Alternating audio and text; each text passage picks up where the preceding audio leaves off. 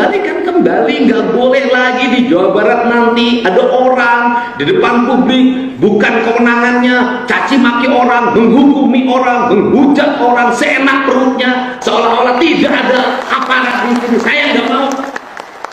Kenapa? Yang datang ke Jawa Barat harus menyesuaikan dengan budaya Jawa Barat. Siapapun yang datang ke sini, Anda boleh tinggal di sini bersama kami. Tapi jangan coba-coba Anda ingin merebut kehormatan dan wibawa. Jangan harap Purwakarta bisa menjadi kota santri selama masih banyak kemusyrikan di kota Purwakarta, saudara-saudara. Jangan harap. Jangan harap potong lidah saya. Mungkin kalau Ustadz saya jawaban nggak berani untuk nyebut nama. Kalau saya sebut Deddy Mulyadi, saudara-saudara.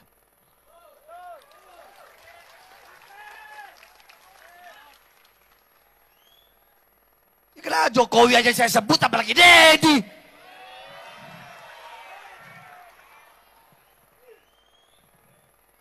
Betul? Betul? Betul? Saya nggak ada urusan, saya nggak ada urusan. Nggak ada urusan saya. Iblis saya makan kok. Deddy lagi. Dengar-dengar mau nyalon gubernur dia. Mau nyalon dia ya, dengar-dengar.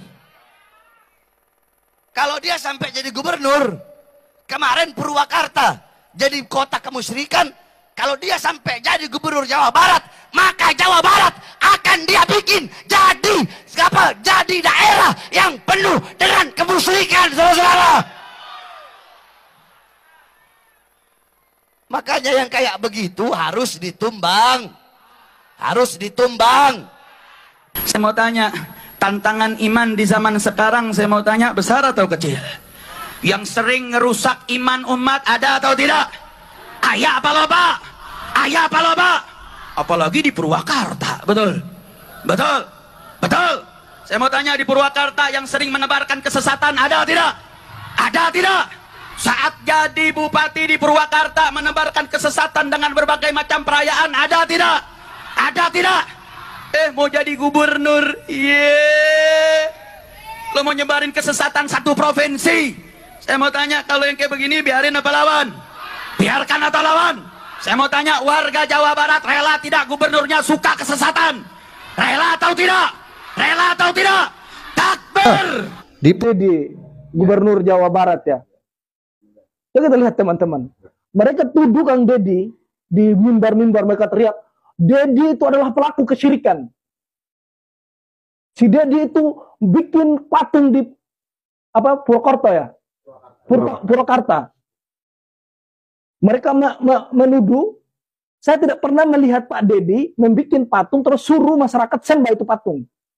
Saya nggak pernah lihat itu. Cuma yang jadi masalah, Mbak Alawi bikin kuburan nenek moyangnya untuk didatangkan Muhyiddin untuk saya.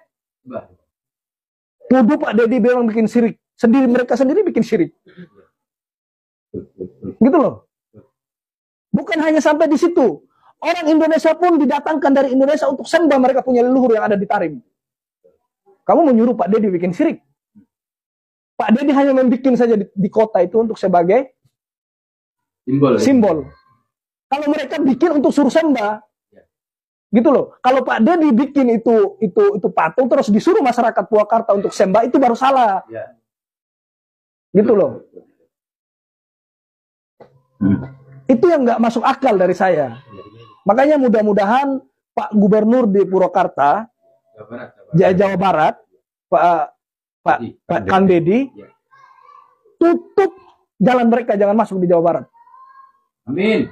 Gitu loh. Mereka teriak-teriakin orang. Saya itu geram melihat mereka. Pemerintah yang sah diteriakin. Seperti Pak Jokowi dulu itu, ya Allah. Mereka menuduh kita punya istana negara, istana Dajjal. Terima nggak? Nggak. Ini berceramah, kalau bukan isinya doktrin, pasti dawir. Kadang kalau bukan dawir, dongeng. Kalau bukan dongeng, ya kalian bisa tebak sendirilah. Marah-marah, emosi, sontoloy. Dan pertanyaan kita, kenapa sih Kang Deddy selalu dibenci oleh orang-orang seperti Bahar Smith, seperti Hussein Alatos? Ingat kan di awal kampanye dulu, bahkan sebelum kampanye, betapa pongah Hussein Alatos menyerang habis-habisan Kang Deddy Mulyadi. betapa pongah Bahar Smith menyerang habis-habisan Kang Deddy Mulyadi di Purwakarta. Apa sih sebenarnya yang menjadi obsesi diri saya? Obsesi diri saya itu ada dua sebenarnya. Yang pertama adalah obsesi ideologis. Obsesi ideologis apa? Saya ngerti bangsa ini dibangun dengan landasan Pancasila. Saya ngerti bangsa ini dibangun dalam landasan konstitusi Undang-Undang Dasar 1945. Dan itu sumpah setia seorang tentara, sumpah setia seorang Polri. Tetapi saya melihat dalam perjalanannya bangsa ini mengalami penyimpangan ideologi, bahkan ideologinya pudar. Makin kesini orang makin tidak punya keberanian untuk menegakkan Pancasila secara benar. Kenapa? Bukankah Pancasila diucapkan? Tidak, menurut saya. Pancasila diucapkan, tetapi banyak sekali di antara kita yang melakukan pembiaran, terutama di Jawa Barat, pada orang. Untuk apa? Untuk setiap hari berkata, bertindak atas nama ideologinya sendiri. Dengan apa? Dengan mengecilkan, dengan menghadri, dengan mencaci maki ideologinya orang lain dan dibiarkan oleh negara.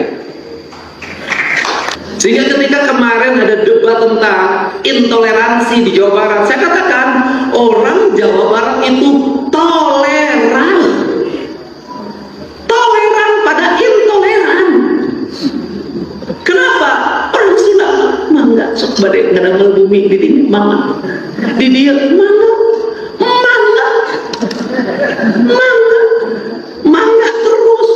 Empek. Mangga. Empek. Kerangga ini cocok. Kalau apa? Kalau hidupnya sama orang Sunda lagi. Nah, apa sih ingin dikembalikan? Saya ingin kembalikan kembali, nggak boleh lagi di Jawa Barat nanti ada orang di depan publik, bukan kewenangannya caci maki orang, menghukumi orang, menghujat orang seenak perutnya, seolah-olah tidak ada aparat di sini. Saya nggak mau. Kenapa?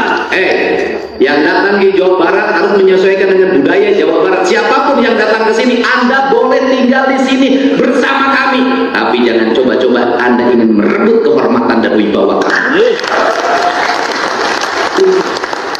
Kenapa? Ini yang harus dikembalikan di marwah, Pak.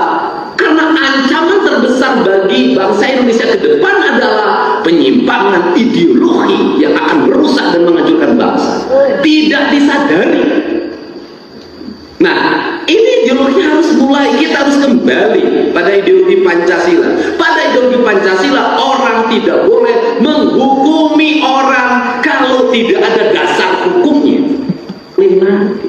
Nggak boleh lagi orang, mana kafir, nggak bisa, Anda nggak punya dasar hukum. Mana musyrik, nggak bisa, Anda nggak punya dasar hukumnya. Anda nggak boleh bangun ini, nggak ada dasar hukumnya. Untuk itu ke depan, aparat harus bertindak tegas pada siapapun. Setiap orang berbuat tanpa dasar hukum. Kenapa? Nanti akan diikuti. Nah, kalau dibiarkan, makin lama makin besar, mikirnya gedean. Suatu saat negara akan kehilangan wibawa. Kenapa? Pemimpinnya kalah menang oleh mereka. Di modalan ku pamarentah, di bajuan ku pamarentah, nyerang ka pamarentah, dan dieureunkeun mah bantuan eueuhan, iro eueuhan. Memang aing teh nyaho aing kabeh. Justru dengan melihat langkah konkret yang dilakukan Deddy Mulyadi ini, saya menilai Deddy Mulyadi lebih Islam daripada penceramah yang merasa dirinya so Islam. Deddy Mulyadi memberikan pelajaran sebenarnya buat kita semua bahwa Islam itu bukanlah hanya sekedar teori yang terus-menerus dikumandangkan. Tapi Islam itu adalah amal atau langkah konkret yang harus dijalankan dan hukumnya memang harus ditegakkan. Itu pelajaran moral yang bisa kita ambil sebenarnya dari Deddy Mulyadi. Gubernur Jawa Barat Deddy Mulyadi menyala. Mantap ya, setelah dilantik menjadi gubernur, Pak Deddy Mulyadi itu langsung kerja. Nah, dia langsung ke area Puncak Bogor sana, langsung merobohkan bangunan tempat wisata itu yang belum lama dibuka, langsung dirobohkan sama Kang Deddy Mulyadi. Alasannya kenapa? Karena di situ itu izinnya cuma 4 hektar, tapi yang dibangun 15 hektar. Dan di situ sebelumnya adalah kebun teh. Jadi intinya karena di situ itu terus dicor, jadi nanti air hujan tidak masuk ke tanah, bikin tanah di situ itu menjadi longsor atau bisa menambah banjir kiriman ke Jakarta gitu ya. Usut punya usut, ternyata bangunan yang dihancurkan tersebut adalah miliknya para Habib. Pantes sih Bahar kok marah-marah sama Kang Deddy waktu kemarin, waktu masih kampanye Kang Deddy Mulyadi itu. Bahar isi pengajiannya seperti ini nih. Mungkin kalau Ustadz saya jawaban nggak berani untuk nyebut nama. Kalau saya sebut Deddy Mulyadi, saudara. Kira Jokowi aja saya sebut, apalagi Deddy. Dengar-dengar mau nyalon gubernur dia. Mau nyalon dia ya, dengar-dengar. Kalau dia sampai jadi gubernur, kemarin Purwakarta jadi kota kemusyrikan. Kalau dia sampai jadi gubernur Jawa Barat, maka Jawa Barat akan dia bikin jadi daerah yang penuh dengan kemusyrikan. Kang Deddy Mulyadi juga menyegel 2 tempat prostitusi. Yang kata salah satu di akun X ini adalah ternyata tempat prostitusi tersebut yang mengelola adalah Bahar bin Smith. Dan tempat prostitusi di Puncak Bogor itu dinamakan wisata seks halal. Mosok prostitusi kok halal, ada ke makanan aja. Kalau prostitusi di situ halal, berarti yang disediain di situ lontenya lonte syariah dong. Ternyata yang dimaksud dengan wisata seks halal tersebut, sebelum melakukan hubungan badan, ternyata di situ itu ada kawin kontrak yang selama 1 jam, ada yang selama 3 jam, 1 minggu, 1 bulan, bahkan bisa sampai 1 tahun. Berarti penghulu di sekitar situ laris banget dong ya. Tiap hari nikahin orang terus. Apakah dalam agama Islam boleh kayak gitu? Coba kita lihat nih. Oh, ternyata dulu memang boleh ya. Ternyata kawin kontrak itu haram. Dan yang lebih mengejutkan lagi, gebrakan dari Kang Deddy Mulyadi ini ternyata di seluruh masjid di Jawa Barat itu para Habib palsu itu tidak boleh berceramah. Di semua masjid di Jawa Barat tidak boleh ceramah Jumat atau tidak boleh khutbah Jumat. Sangar nih Kang Deddy ini. Berani banget ini Kang Deddy Mulyadi ini. Top ini. Nah, seandainya saja bukan Jawa Barat saja ya, Jawa Timur, Jawa Tengah, atau